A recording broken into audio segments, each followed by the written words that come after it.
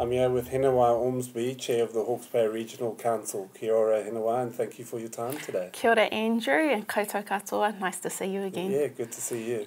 Hinewai, it's been a busy few months for you and your team. Yeah. Can you give me an overview of what the Council has done in response to the cyclone and what you're doing now about it? Yeah, so it's almost been 3 months, since Cyclone Gabrielle came to the region and has had a huge impact from the bottom to the top, east to west. And so we spent a good 2 months in a national emergency, so from February the 14th to March the 14th. And so within that time it was about response and those most impacted, what they needed, how we could help them.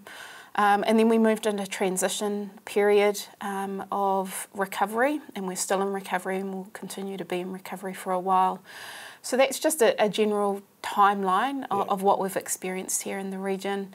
In terms of the Hawke's Bay Regional Council and our activities, it was pretty evident as soon as it happened, the emergency management side of the organisation needed to kick in, us being a local controller to the group control, like other councils have had to do. So many of our staff were just sort of deployed into those functions and operations until we could claw them back out and also attend to some of the major activities that we feel responsible for as Hawke's Bay Regional Council. And that includes silt and waste, which there is no clear entity or organisation who should take charge, but obviously our environmental role that we play, the partnership with the other councils, we had to get into a mode where silt and waste has been a significant challenge and will continue to be, and needing that support from the Crown to do that. Obviously, the flooding damaged many of our assets, including stop banks, including telemetry systems, including pump stations. So our team's been working extremely hard on those repairs. Now, in terms of telemetry, warning systems, pump stations, they are pretty much complete, back to their working function before the cyclone. Stop bank repair. Now, we have around 160 girls and guys, a part of 13 pods working almost every day to repair those stop banks back to the condition they were in. Particularly given we're heading into winter, we understand that our communities and those most impacted would be worried about that. Hence why you could imagine around 17, 18 weeks worth of work had been completed to a level of, say, a year's worth in peace times, you could say. So in terms of the damage, we do have an interactive website where you can see the breaches, where you can see the damage and how that work is progressing. But basically, we've completed about a third of those repairs, and we're told by our crews on the ground that by the end of winter we're going to see those major breaches completed. Because, the theory that there were conspiracy theories that you blew up stop banks and that's been discounted and didn't happen, and that's, I'm not asking you if it happened, but you did have excavators on the way to potentially remove some of the stop banks. Was that a serious option? I think the serious option was to assess, and that's normal protocol, is to assess what is happening at those sites. That crew didn't actually make it there.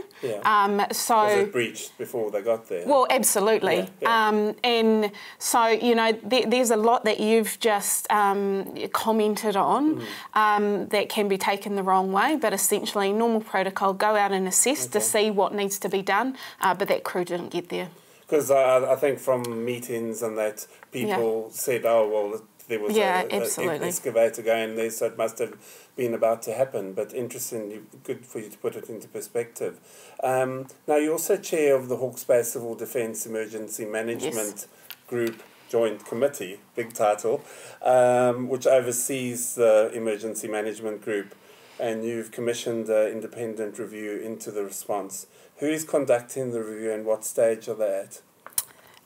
So in terms of conducting the review, we have Simplexity as an independent, qualified, experienced group of reviewers within their company.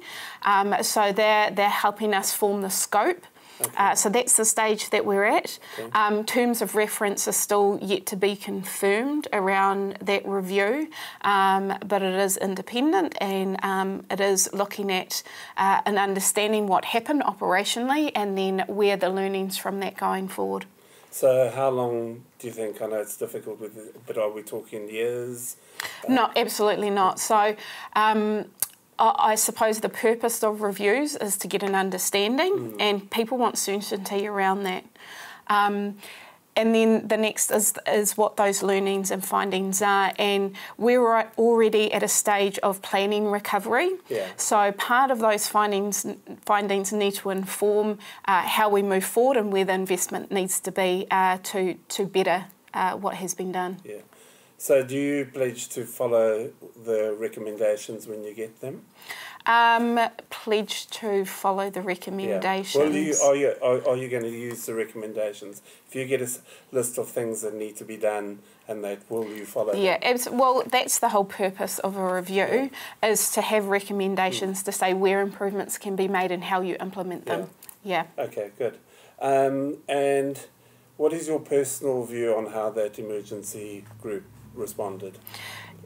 So as soon as the 14th of February, I think with the resources that they could pull in from out of the region to support, our locations such as our local hubs and councils, they were kicked in. Tihei Mauri Ora, run by Ngāti Kahungunu Iwi Incorporated, they could kick in. So I think that with the resource that they had, did a tremendous job. Yeah. However, I understand that there were probably long-term gaps in terms of how communities are more resilient to respond. Yeah. And some communities did a brilliant job. Yeah. And they absolutely could pull together. The collectivism was seen, leadership was seen in those communities, and they were tight-knit communities. And just with our Māori communities and having that understanding, they were able to stand up, understand the need of their community and get on with that, pulling in support from this group control and civil defence hubs. So, I think there was a range, to be fair, I think there were a range of responses across our community, and group and local control did the best they could. Because my sense is that a lot of people were caught out by this, because no one predicted it to be what it was. Yeah. And I mean, the group controller was on the South Island tramping. Is that an issue, or is it just one of those things that happened? Well, he had contingency plans for those people to take those places, and they were aware of that as well. So, at the time, it was seen that the right people were in the right positions to manage that. And you note about the forecasting, which was really interesting because we are provided information from Met Service. We take that information very seriously. That goes into a modelling system to almost be able to produce, these are the risk levels. And so at that time, it was seen as, based on Met Service's data, that we could cope. Because I think even Met Services said they were caught out a bit by it as well. So, absolutely. When did you declare a civil emergency? So my recollection is the mayor's called theirs early first. Morning, early morning. 3 a.m. I think 3 a.m. As districts. Then the regional a few hours. Okay. So that was from myself. And then a few hours after that, the national. Because at these public meetings, which I know can get a bit out of hand at times, but there was criticism that it could have been earlier. Why didn't you preempt it and call the emergency? I suppose it's hindsight's an exact science. What's your view on that? Yeah, I think we do the best to make decisions based on the information we have, and I do have to come back to the Met Service data. Yeah. Was it a difficult decision for you? To call a regional? Not at all. We take advice, and that advice was followed through very quickly. Now, you live in Papakanga, near Waiheke. It seems you were obviously badly affected. Yeah, so the 5 houses in my Papakanga were all yellow placarded, and you know there's some understanding of risk of where we are next to the river in a lower part of Waiheke. So what we experienced when the water came through was quite fast and swift. We were able to safely evacuate to our wharenui, to the marae, which is the highest ground. And Waiheke did become almost like its own island, like many communities experienced that day and that morning. But, you know, we'll keep working with our insurance company. Is your house destroyed? Well, yellow placarded means it just needs renovations, and so not totally destroyed. But the water did come up. It did come up. It came up about half a metre. And so was there any attempt, you say you went to Waiheke, and I understand it's a bit higher than the rest of it. Was there any sort of need or attempt to evacuate you further? At that stage, there was going to be a plan B that looked at getting our elderly in Kaumātua, so there were around 160 that ended up at the marae, onto a truck loader, and maybe and the rest of us onto roofs if we thought we needed to. So that was a plan B. But what we experienced was the water taking a different route. It was only small showers that sort of midday afternoon, and we had made contact with Civil Defence, and they said army trucks would be on their way. So there was some small relief there. I can imagine. Now, a lot has been made of the government's assessments and that, and obviously the councils are playing a role in that. Are you confident that the information your council has given the task force is accurate and can actually be used? Yeah, so what the government and the task force, who's in charge of informing ministers, and Grant Robertson is the chair of that committee, almost 3 data points, if we can call them. One is from Hawke's Bay Regional Council, which looks at the hazard risk around flooding. Some of those maps, some of that data and information. We also have the placarding data points from district councils. And then we also have the insurance companies and their data points around claims. And density of claims in certain areas. So with those 3 pieces of information, the task force and that committee at the government level will come out and look at the risk categorisations, which we saw a few days ago announced Thursday. And so we are working alongside them closely around those data points. Now, you could say, we can say, this disaster was a flood. COVID-19 was a health response. So in terms of the Hawke's Bay Regional Council, we have a crucial part to play with our other partners. So our information and the foundation of our information that we have provided them is key to some of the decision making that will come forth quite soon. I'm hoping Grant Robertson will make an announcement in the next few weeks about that. But just particularly, and I understand you've got no control over the insurance data and over the district council and city council's data.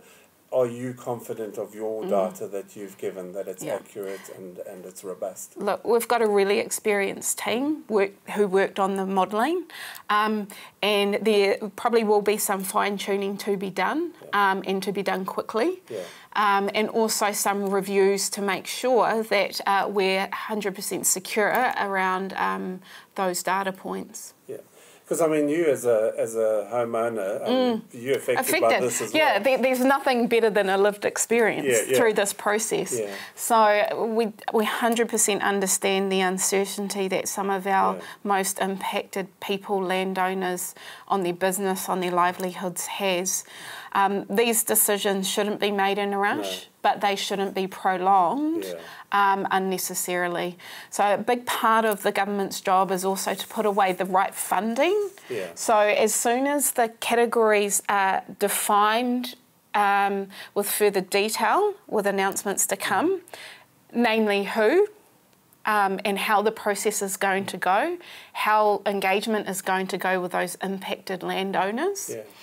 That has to be quite concise and inclusive, but also knowing that the government they play a crucial role in what the compensation packages are realistically going to look like. And that includes Hawke's Bay Regional Council with flood mitigation, i.e. how do we improve our flood protection in a joint and supportive nature along the Hawke's Bay Regional Council. Yeah, because, I mean, you mentioned about you can't rush this. And also the other part is that you've got the Christchurch experience where it went a bit on. Government has sort of gone over its own timeline and that. So you say there could be an announcement in the next couple of weeks or so? Yeah, I think so. I think there needs to be an announcement around at least what the process looks like going forward. Yeah. Yeah. But I think people need to know whether their house, what state they're in, which category their house is in. And I'm in the same personal situation where we're talking with our insurance company and they've offered us a package like many would and say, this is the cost to rebuild your house. You can have a payout and find your own project manager to do that work or you can stay with us. Yeah. So I can understand the position people are in right now if the insurance companies are ready to offer them something. Yeah. Now, you mentioned money and that. You've got some news about the mayoral fund or the... Absolutely, yeah. So we set up the mayoral and the chair's Hawke's Bay Disaster Relief Fund, and it was a transformation particularly based off the Drought Relief Fund. And so we had the first kick-off was from government of 1 million, and then we had donations coming in from across country, all around the world, and that enabled us to run the first phase of distribution, which is done basically because we see the applications getting less and less. So what myself and the mayors, myself as chair of that trust, we reset the criteria for a phase 2 based on substantial funds coming in, contribution support coming in. So a big one was Red Cross of 1 million a few weeks ago.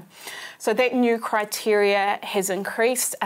So individuals, organisations and marae can now apply for up to 10,000. Yeah. It was 1,000 per individual in phase 1. And also there is another separate pool that looks at the placarding, so those houses within a district council, the number of those, 2,000 per house, then gets distributed to that council to then be able to deliver to their those houses most in need. Yeah. Now, a lot's been made about the need for the recovery to be led locally. Yes. How is that going? Is it working? Yeah, so it was interesting. Maybe week 1, again, Grant Robertson came to the region and he wanted to understand how would the region like to run its recovery going forward. And what he came to the conclusion, hearing from myself, the mayors, iwi leaders, was that we wanted a regional-led recovery. So something quite separate and different from, say, Sarah, post-Canterbury earthquake. Now, the minister was very enthused by that approach, and from there, that's where a regional approach had taken hold. Obviously, he had to consider Tairāwhiti, Coromandel and Auckland and how they would like to respond. So it was that task force that came back and said, great, we'd like to see a regional recovery. So the best vehicle for that has been the Matariki Governance Group. That includes myself, the mayors, iwi, PSGE, and also other government agencies that are regionally represented, such as MSD, Kāinga Ora, MB, so forth. So we have a group of governors that are there. Now, what we also have come out of that just recently before the cyclone was the Regional Economic Development Agency. And that looks to represent business, industry players that can feed into that governance group.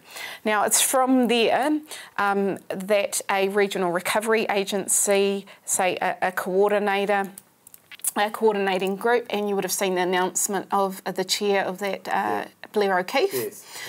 And a great choice for a chair who's covered over the years governance roles, CE roles, now the chair of Port of Napier. And so he's a fantastic fit for chair of that recovery agency. Yeah. Now, they have also a relationship with the task force and the government to help funnel some of those funds that need to be brought to the delivery agencies that already, like ourselves, Hawke's Bay Regional Council, with stop bank repair. Obviously, huge investment needs to go in there from ourselves and government. So, yeah, how much do you think it's needed for stop banks? Well, so we have just released around just over a week ago our environmental resilience plan. Yeah. And a part of that, it sets out our priorities for environmental resilience going forward into the recovery, particularly for the next 6 months. Yeah. Right? And a part of that was a bid that was put to central government and the task force. Yeah. And that bid was over 800 million. That bid included stop bank repair, our flood protection schemes, emergency management, catchment management, a whole range of priorities. Yeah. But flood protection is our number one. Yeah. And then probably waste management and silt. Yes. Yeah. Well, it's good that the government's given that money for silt as well. Absolutely. Yeah. So another announcement. There's just announcements area. Yeah. So that's right. Thursday last week, 133 million for Hawke's Bay. Yeah. 2 categories that the local government will be heavily involved in. One category around 60,000, I believe, for councils, and that's retrospective of work already done. So people have to understand we have, councils have gone into debt to get rid of that waste removal and still working on it. It is going to take months. Yeah. And then obviously for future works, and you would have seen the headline today, 500,000 truckloads of silt to deal with in our region. So it's tremendous. Well, Nigel Bickle was saying a few weeks ago it was 30 trucks a day or something ridiculous. It is, and there's sites everywhere across Hastings. It might have been 300. Yeah, that's right. Yeah. So that was a very good start, and we are thankful for that, knowing that our balance sheets are being compromised in these times, as it should, because we are looking at a disaster to recover from. But we will be going back for more. We will need more. Just a few more questions. So the stop banks, some say it's not really the height of the stop banks, but whether or not you should be dredging, and I know that's a controversial view. What's your view on that? Do you think it's that the rivers are just getting higher and maybe something needs to be done there? Yeah, it depends on what river you're talking about. So there are gravel issues, there are silt issues because of the cyclone. Yes, higher stop banks at certain places, at the right places, will be very helpful, and maybe dredging. But we still need to look into the data and information and what would you call it, researching around that, right? So I'd say yes, but depending on where. Yeah. Now, your report that you released a while back about that it wasn't slash, it was it was pine. Yep. There was a lot woody of waste. woody waste and woody debris. And some of it were even poplars. Absolutely. How do you manage that in terms of now when you do your sort of planting along rivers? So our planting scheme along the riparian margins have always looked at a transition slowly where appropriate from some of our exotics to our natives. But our exotics, so our poplar and willow, along our riparian margins do play a function in holding some of those banks. So yes, we've had the cyclone. Yes, it was tremendous. Yes, it's nothing our region's ever experienced. In terms of the woody waste, the rainfall we got and the cyclone and its force, it pulled out a whole lot of different species. So moving forward, it is a time where we can relook at those and the proportion of willows, poplars, natives along our riparian margins where we need to recover. Because some of those, you put a lot of time and effort and money into some of the regional parks like Waitangi and that, and it's quite sad. And so how do you even start sort of sorting that out? Look, we're going to have to call on our community groups like we have in the past. Forest and Bird have just done a brilliant job helping to clean up the Waitangi estuary. So we need to call on our community to help. We can't do it alone. Only so much investment over time we can make. But it is a collective effort, radical collaboration, I'd say. Now, the question about costs and rates. Yes. What sort of rates increase are you looking at as a result of? So before the cyclone, look, we were looking at an increase per our long-term plan, and we don't want to move too far outside what was... and that was? And that was, I want to say... Because we're in workshop at the moment, so we're changing things, so forgive me. I'm going to look at Mike to see... Well, there's two options, so I don't think but it's not public yet. Okay. So can we... Okay. All right, so, but it might be higher as a result of what's happened. Look, we're doing our best to not increase what was planned in our long-term plan. Yeah. And your first term as chair, yes. How's it going overall? Obviously, this was an addition you probably could have lived without, but... look, I think, it has been challenging, but I do see that this is an experience that, many won't have, as terrible as it is, as distressful as it is. I think, it's part of... it's a part of the role. It's part of the responsibility and the privilege. I always think in sickness and in health that you do your very best, and that's how I see it. I don't feel like it's gonna move me from being passionate in the short and the long term for what we do as a regional council. Because, there are Labour's looking for two candidates, one in Napier and one in Ikaroa-Rafferty. Nice segue. Any interest in going standing for central politics? No. This job is, that's all I can focus on right now. And, I'm fully committed to where I am. Has that sort of, the change of Hawke's Bay Regional Minister, because now we're on to our third one with Kieran McAnulty, has that had much of an effect, or is it just you all carrying on and doing the work anyway? Yeah, I think we all have our mandate, and even before the cyclone, we have passionate staff, we have passionate governors who want to make sure we're doing the best for our region within our role and responsibility. And so it can be disruptive if you let it, but I don't think for us as a region it has to the degree at the council level. In terms of the Regional Recovery Agency, I don't necessarily think there has been too much disruption in the change. It is unfortunate. Absolutely, it's unfortunate. But I think the strength that we have with the task force and Sir Brian Roach being from here has been an advantage and beneficial for us to keep a direct line. And having people like Bade and Bartlett on the task force. On the task force, exactly. Yeah. Hinewai, Ormsby, ngā mihi, and all the best for the future. Kia ora, thank you so much. Kia ora.